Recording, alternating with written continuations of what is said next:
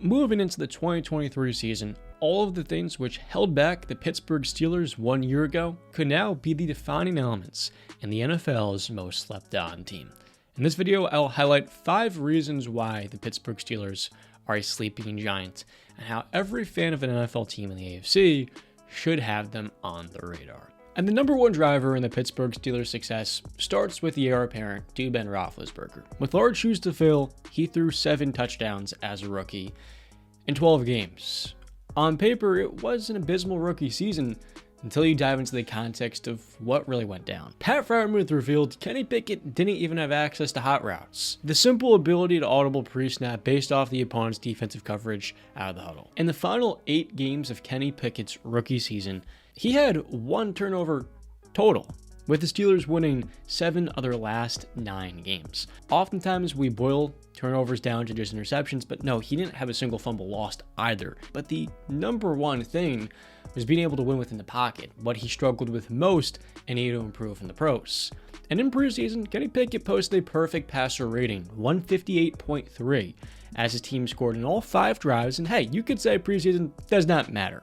But last preseason, the 2 quarterbacks which finished with perfect passer ratings were Jalen Hurts and Josh Allen. And with Pickett, I feel a lighter energy of that moving into this upcoming season. Whereas Pittsburgh began the year with an anemic rushing attack and no chemistry between him and Deontay Johnson, this year, the support system around Pickett is actually close to perfect for a young quarterback.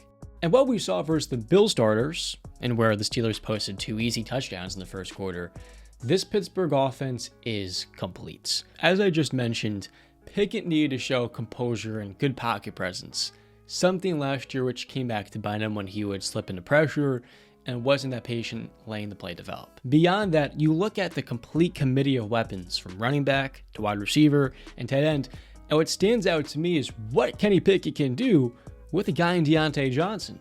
Deontay is one of the NFL's best route runners with an elite release package at the line of scrimmage, but he's also tough to catch in the open field as well. And where the Steelers have relied on him too much in this short game, on the opposite side of the field, Deontay can separate relatively easy, whether it may be as true X or someone complimenting Pickens. What opens up the game for those weapons is Kenny Pickett's accuracy down the field. He doesn't have a strong arm relative to some of the elite quarterbacks in the NFL.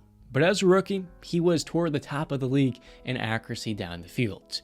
Aided, of course, by his chemistry with George Pickens and his propensity to catch every single contested ball. And we got to see more of Kenny Pickett looking George's way, which was clearly the best chemistry between 2 players on the team just last year. The final thing that needs to be tapped into to me is his ability as a rusher. What made Kenny Pickett a first-round prospect was his ability to create plays on the run when things start to break down. If he can win the game within the pocket, the next step is utilizing him in read options. And unfortunately, there is a ceiling to the Steelers offense because Matt Canada has not shown the creativity to maximize his quarterback as a rusher. So there may be some meat left on the bone for KP this year, but in my eyes, it was his 5th-year senior season where he quadrupled his touchdowns from 13 to 42, breaking out into a Heisman candidate who helped Jordan Addison win the Biletnikoff. Given he threw 7 touchdowns as a rookie, the question is, will year 2 be the breakthrough for Kenny Pickett? I am quite fascinated because pre-draft, I felt he was similar to Dak Prescott. And on a rookie contract with what we're about to talk about next, it seems like Pittsburgh has put a lot more in place than a couple of pretty good weapons. Number 2 for the Pittsburgh Steelers.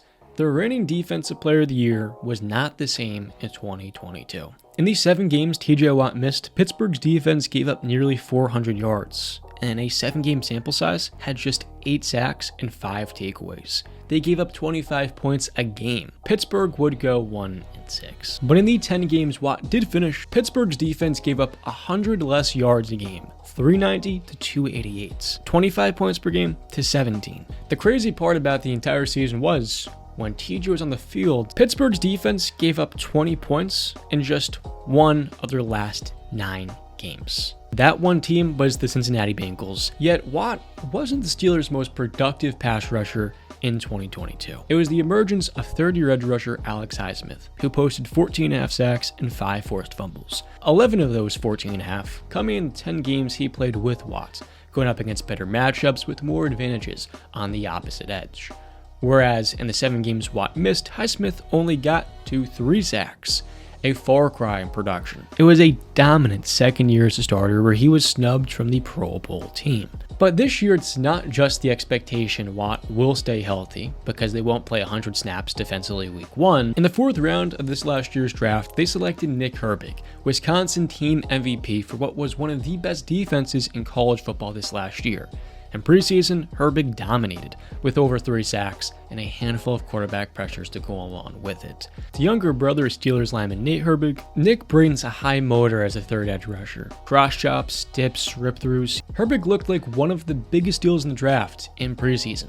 The question is, in a limited role as a rookie, can he help bring the same value Highsmith did 2.5 years ago as the third edge rusher behind Bud Dupree? The team this offseason then signed Marcus Golden, who recently with the Cardinals was a double-digit sack guy, but in Pittsburgh takes a slight step back into a complementary role as well.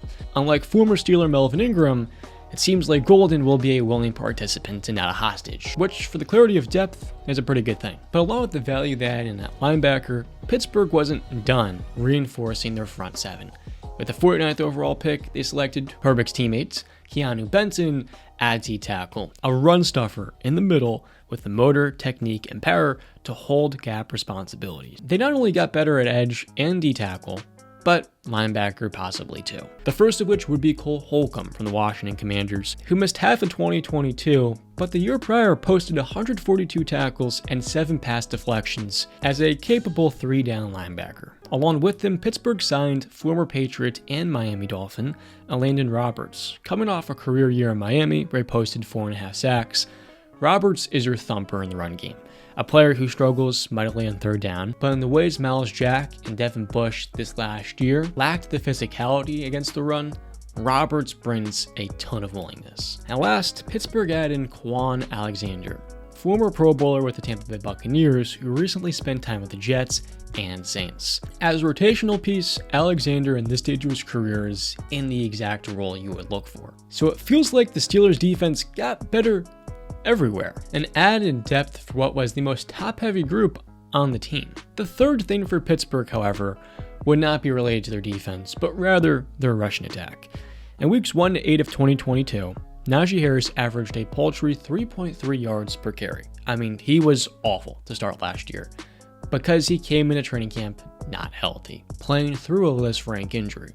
But after the team's bye week, in the final 8 games of the Steelers season, Harris's yards per carry went back up to a respectable 4.1, nearly doubling his yardage as he took on more carries. His touchdowns went from 1 to 6, a lot of which had to do with the emergence of rookie running back Jaylen Warren, capable of taking away carries from Najee to allow him to be more efficient, bringing in a level of explosiveness Harris does not.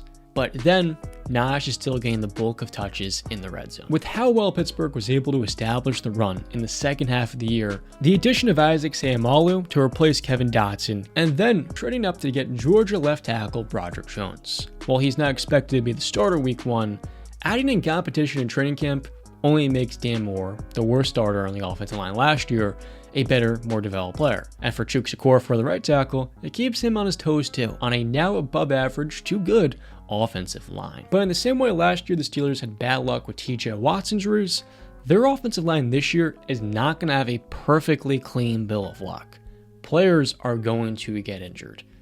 This year, their improved depth at both of those 2 positions hedges against the potential risk of disaster. So early on in the season, building that rushing attack helps the defense get rest by staying off the field, and the passing attack prove with more deceptive play action opportunities. The fourth big X factor for this Pittsburgh Steelers group, though, would be the biggest strength of this team arguably, and that is the weapons. The duality of Deontay Johnson versus George Pickens is a perfect 1-2 punch, with Pat Freiermuth and Allen Robinson flanking them. I for one believe Robinson could have a bounce back year after struggling mightily last season playing on the outside in Los Angeles.